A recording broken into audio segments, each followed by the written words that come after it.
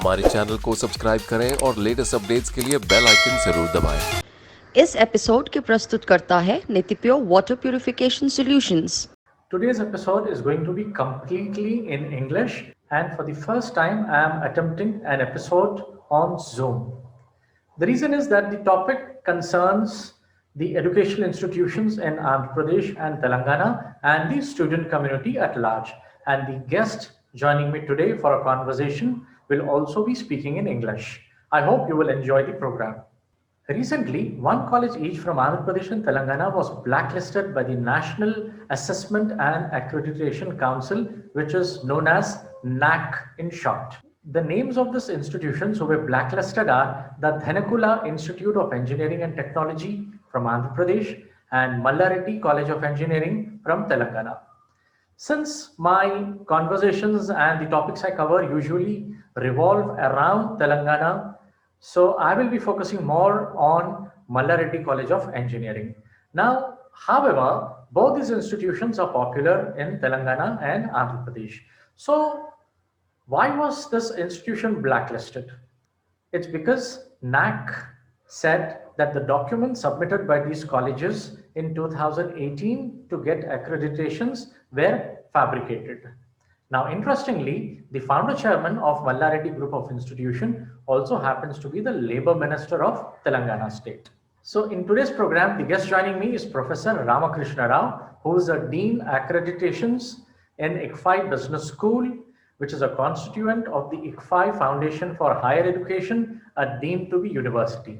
Let's ask him a few questions and know how important are these accreditations and what kind of impact does it have on the students who are now studying in these engineering colleges or on those who will be joining in the next academic year. Good evening, Professor Ramakrishna Rao, and welcome to my show. Yeah, good evening, Syed. How are you? Good, sir, and I hope the same from you. Yeah, fine. Yeah. Sir, in today's episode, we are going to discuss about what has occurred in the last week, that one engineering institute from Andhra Pradesh and one from Telangana, that is Dhanakula Institute of Engineering and Technology and Mallareddy Engineering Colleges, have been blacklisted by NAC. So we would like to know from you, how important is this NAC accreditation for the college and for the students? Syed, the NAC is an accreditation body which took birth in the year 1994 based on the education policy in 1990s. We had education policy. Based on that, UGC floated this NAC. It's a accreditation body. It's an autonomous body, though it's floated by UGC. They have their headquarters at Bangalore. So their job is they just assess and accredit institutions. So when they assess and accredit institutions, there's a lot of autonomy in the sense the institutions prepare their own report. They call it a self-study report, and NAC just puts its stamp on that. So ultimately, the ownership of the report lies with the institution. So we have several bodies in India which rank institutes, which rate institutes, which also accredit, and NAC is one of these institutions. But NAC has grown in size in the last 5-6 years, and a lot of credibility has increased. It's a part of several accreditation bodies all over the world. So world over, they give a lot of importance to NAC. And though NAC accreditation is mandatory, it's not that every college and institution is going for NAC. Hardly we have about a ballpark figure. Some 30% of the institutions, colleges and universities, they go for NAC. So NAC covers all colleges, private and public. It also covers all universities, private, deemed, state, government, central universities. All universities are covered by NAC. So in this instance, when we talk in terms of what happened in Telangana and Andhra Pradesh, this institution had gone for NAC accreditation. And in the year 2018, they got a reasonably good score of 2.73 out of 4. It's not a bad score. But ultimately, they wanted to improve on this score. And what they did is they went for reassessment. So when they went for reassessment in December 2019, they submitted their SSR. NAC found NAC had certain observations. They found a few documents, it is alleged, were fabricated. So the NAC has several criterions on which they assess institutions, colleges. If you want, I just name these criteria. Basically, we have the criteria is one is curriculum, the two is teaching and learning, the three is research, fourth is the infrastructure, the wherewithal. The fifth is basically the student progression. How does the student progress? And sixth is governance. What type of governance they have? Is it a very ethical, moral, and value-based governance? And the seventh is what are the best practices the institution follows. So on this 7 criteria, NAC rate. So in this institution, under one criteria 3, they had to show certain MOUs. They have entered into MOUs with industries as a part of the academia industry interface. So these institutions, normally what happens when students go to them, either for summer internship programs or normal internship programs or even on-the-job trainings, they give them certificates. So in this case, NAC found when they took some expert opinion and they found that the certificates issued by 3 institutions, that is BHEL and this Airtel and another private institution, all the 3 were said to be fabricated. So on this grounds, what NAC did is NAC said, okay, since we find that there is an element of fraud involved here, so what we are doing is we are going to cancel your accreditation and we are going to give you a moratorium of 5 years. Till 5 years, you can't participate in any accreditation. But that is how this thing has happened.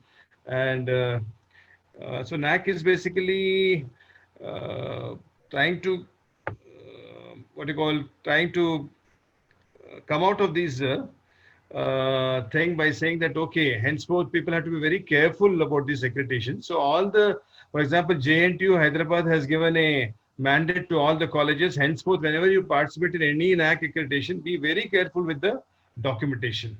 And there's a lot of demand that colleges which resort to see these kind of frauds should be either, they should lose their affiliation or they should be put on a holiday that nobody can join these colleges for the next 2-3 years. There's a lot of demand by various associations and various bodies that these colleges which resort to this should be punished. Sir, my greatest concern is what sort of impact will this blacklisting have on the student placements this year? Definitely, Syed, this should affect the placements in the sense this year definitely it would affect the placements in the sense recruiters will take a different view about the college, but it will not affect completely in the sense some of the recruiters may shy, but otherwise it will not affect totally this institution. And I think these things normally happen in the short term. In the medium term and long term, ultimately the institutions are able to regain their images. But that could happen in the institution if they take the corrective steps.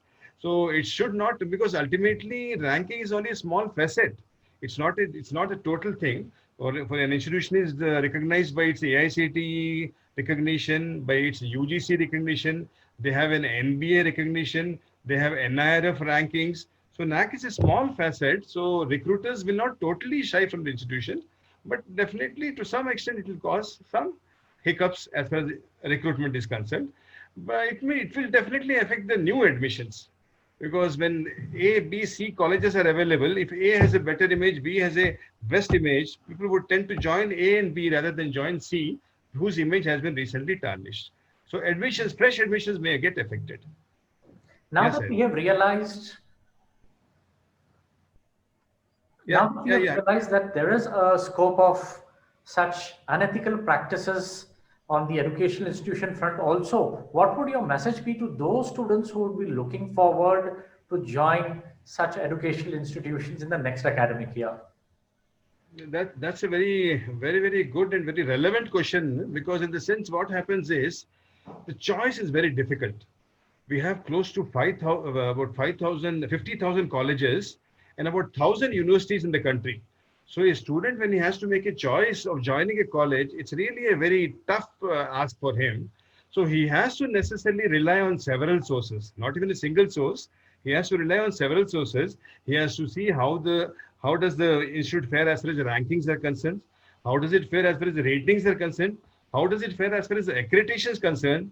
What do the alumni think about the institution? What about the other stakeholders? What about the other stakeholders? How do the recruiters view it? How do other agencies with which the institution deals?